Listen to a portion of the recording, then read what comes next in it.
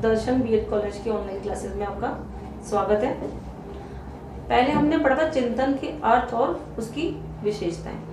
अब हम next topic लेके आए हैं चिंतन के प्रकार। आज हम पढ़ेंगे चिंतन के प्रकार। चिंतन कितने प्रकार का होता है? जैसा कि पहले मैंने बताया था, चिंतन को इंग्लिश में बोलते हैं थिंकिंग। तो जो चिंतन के प्रकार हैं वो 4 टाइप्स के होते हैं। पहला होता है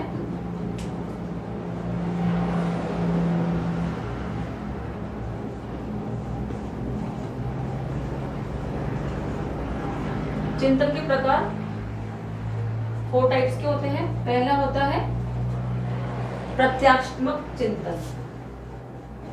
प्रत्यात्मक चिंतन। प्रत्यात्मक चिंतन, इस चिंतन का संबंध पूर्व अनुभव पर आधारित होता है। जैसे कि फॉर एग्जाम्पल जो हमारे पूर्व अनुभव होते हैं उनके अनुसार हम जो चिंतन करते हैं, सोच विचार करते हैं, उस पर आधारित ये प्रत्यात्मक चिंतन होता है। ठीक है, जो हमारे अनुभव होते हैं, पहले के जो एक्सपीरियंस होते हैं हमारे, उनके अकॉर्डिंग हम कोई चीज की सोच विचार कर रहे हैं, याद कर रहे हैं, उसके ऊपर चिंतन कर रहे हैं, सोच रहे हैं उस चीज को, तो उस पर ये आधारित होता है। सेकंड हमारा होता है प्रत्यात्मक चिंतन। प्रत्यात्मक चिंतन। प्रत्यात्मक चिंतन, इस चिंतन का संबंध पूर्व निर्मित प्रत्ययों से होता है, जिनकी सहायता से हम भविष्य की किसी निश्चय पर पहुंच सकते हैं। जैसे कि फॉर एग्जाम्पल हमें बताया जाता है हमारे घर में, जैसे ये चाची है, ये नानी, और जैसे कि अपन बोलते हैं ये हमारे सर हैं, ये मैडम हैं, तो क्या है, ये हमें बताया गया है कि ये हमारे सर है। फिर आगे जाके भविष्य में कभी अगर हमें वो नजर आते हैं तो हमें पता है कि पूर्व निर्मित प्रत्ययों पे आधारित होता है ये चिंतन, तो उनको देखते से ही हम बोलेंगे सर आ गए। क्यों? क्योंकि ये किस पर आधारित है? प्रत्यात्मक चिंतन, यानी कि पूर्व प्रत्यय पर आधारित चिंतन है। थर्ड है कल्पनात्मक चिंतन। कल्पनात्मक चिंतन। कल्पनात्मक चिंतन, इस चिंतन का संबंध पूर्व अनुभव पर आधारित भविष्य से होता है। जैसे कि इसका चिंतन किस पर होता है? पूर्व आधारित, जो हमारा भविष्य होता है उस पर आधारित होता है। जैसे कि फॉर एग्जाम्पल लेके समझाती हूँ। जैसे कि माता पिता बाजार गए, तो हमें क्या पता, हम ये सोचते हैं कि पापा मम्मी मार्केट गए हैं तो हमारे लिए क्या लेके आएंगे? टॉफी लेके आएंगे, चॉकलेट लेके आएंगे। क्यों? क्योंकि पहले भी वो जब बाजार गए थे तो हमारे लिए चॉकलेट लेके आए थे, टॉफी लेके आए थे। यानी कि कल्पना करा कि जब पहले लेके आए हैं तो वो हमारे पे अभी भी लेके आएंगे। तो ये कौन सा चिंतन कहलाएगा? कल्पनात्मक। यानी कि हम सोच रहे हैं कि वो जब मार्केट से आएंगे तो हमारे लिए वो चॉकलेट लेके आएंगे। यानी कि बच्चा, जो छात्र, जो चिंतन हो रहा है वो किस पर आधारित हो रहा है? कल्पना के ऊपर आधारित चिंतन है। फोर्थ है तार्किक चिंतन। तार्किक चिंतन। तार्किक चिंतन, ये जो चिंतन है सबसे उच्च प्रकार का चिंतन होता है। इसमें हम कोई तर्क के ऊपर आधारित होता है, पूरा तार्किक पर आधारित होता है ये चिंतन। जो भी हम सोच विचार करते हैं, किसी समस्या का समाधान ढूंढने के लिए हम क्या करते हैं? इस चिंतन को, तार्किक चिंतन का प्रयोग करते हैं। इसका संबंध किसी समस्या से, समाधान से होता है। जब भी हमारे लाइफ में, हमारे फ्यूचर में कोई समस्या हमारे सामने उत्पन्न होती है तो हम क्या करते हैं?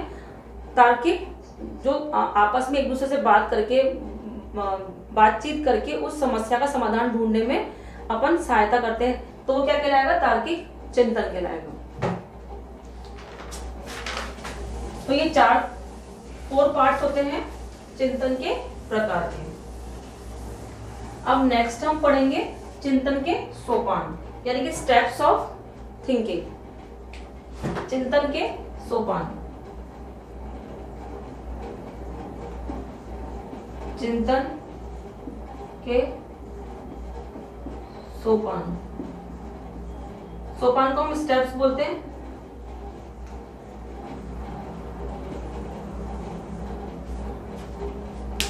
पहला है समस्या का आकलन। जो पहला स्टेप है इसका वो है समस्या का आकलन करना।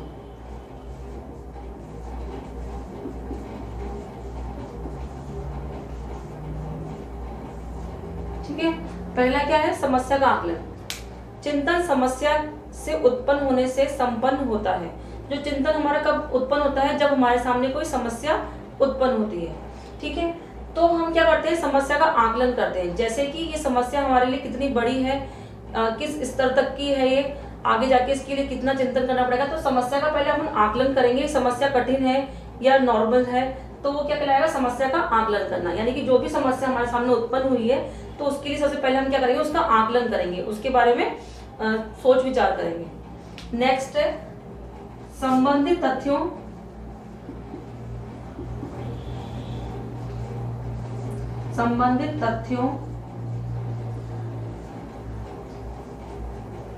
का संकलन।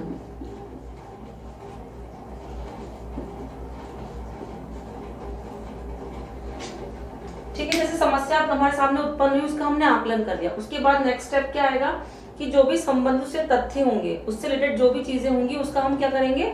संकलन करेंगे, यानी कि उसको एकत्र करेंगे। जैसे कि समस्या को समझने के बाद उन तथ्यों को एकत्र किया जाता है जो समस्या के कारण खोजने में सहायता करती है। यानी कि जो हमारी समस्या का जो समाधान ढूंढने में हमारी हेल्प करे, उन सब तथ्यों का हम संकलन करेंगे, जो भी हमें समस्या उत्पन्न हुई उससे संबंधित। नेक्स्ट हमारा है निष्कर्ष पर पहुंचना।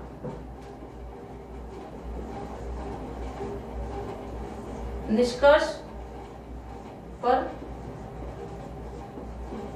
पहुंचना। तथ्यों का संकलन करने के बाद, ठीक है, जब हमने संबंधित तथ्यों का जो संकलन करा है, उसके बाद हम क्या करेंगे? उन तथ्यों का निष्कर्ष पर पहुंचेंगे उससे। ठीक है, उनका विश्लेषण किया जाता है, उन तथ्यों का विश्लेषण किया जाएगा और हम उसके निष्कर्ष पर पहुंच जाएंगे। फोर्थ स्टेप जो इसका है, लास्ट स्टेप है निष्कर्ष का परीक्षण। जिस निष्कर्ष पर हम पहुंचे, निष्कर्ष का परीक्षण।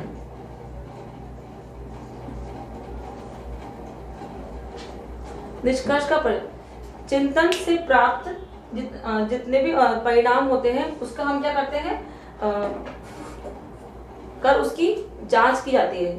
चिंतन करके जो भी हम समस्या होती है, उसके जब हम निष्कर्ष पे पहुंचते हैं, उसका परीक्षण करके क्या होती है? उसकी जांच की जाती है। तो वो क्या कहलाती है? जांचना क्या कहलाता है? परीक्षण करना कहलाता है।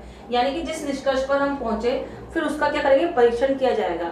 इसमें चिंतन की वैधता तथा विश्वसनीयता की परीक्षा की जाती है। ठीक है, तो चिंतन के जो सोपान है वो 4 टाइप्स के होते हैं। पहला क्या करते हैं? समस्या का आकलन करेंगे, उसके बाद संबंधित तथ्यों का संकलन करेंगे, जो भी उससे रिलेटेड तथ्य होते हैं उनका अपन एकत्र करते हैं। उसके बाद हम पहुंचते हैं निष्कर्ष पर। निष्कर्ष पर पहुंचने के बाद जिस निष्कर्ष पर हम पहुंचे, फिर उस निष्कर्ष का हम क्या करेंगे? उसका परीक्षण करेंगे, यानी कि उसकी जांच की जाती है, उसका टेस्ट करके फिर हम फाइनल पूरा हमारा चिंतन का जो स्टेप्स होते हैं वो कंप्लीट होते हैं। ठीक है, तो आज के लिए हम इतना ही पढ़ गया। Next, okay, thank you.